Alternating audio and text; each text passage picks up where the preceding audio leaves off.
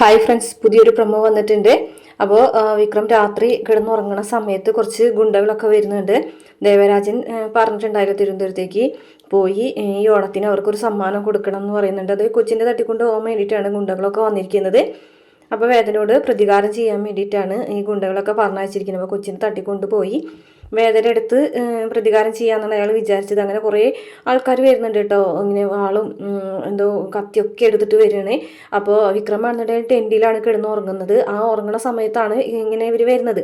ഇവർക്കറിയില്ല വിക്രം ഉണ്ട് എന്നുള്ള കാര്യം. അവിടെ മാത്രമല്ല, അമ്മയും കുഞ്ഞും ഗൗരിമോളും മാത്രമേ ഉള്ളൂ എന്നാണല്ലോ അവർക്ക് കിട്ടിയ അറിവ്.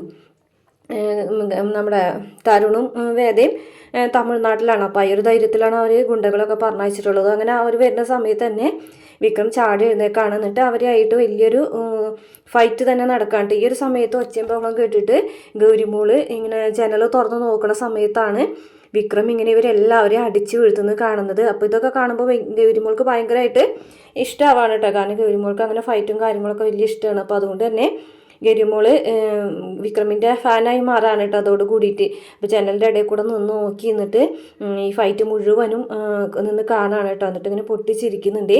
അപ്പോൾ ചെമ്പൂകൻ മറ്റുള്ളവരെ അടിക്കുന്നതായിട്ടാണ് കേട്ടോ കൊച്ചിന് തോന്നുന്നത്. അപ്പോൾ അങ്ങനെ എല്ലാ ഗുണ്ടകളെയും വിക്രം അടിച്ച് ഓടിക്കുകയാണ്. അവർ വന്ന ഒരു ആവശ്യം നടക്കാതെ അവർ മടങ്ങിപ്പോവുകയാണ് ചെയ്യുന്നത്.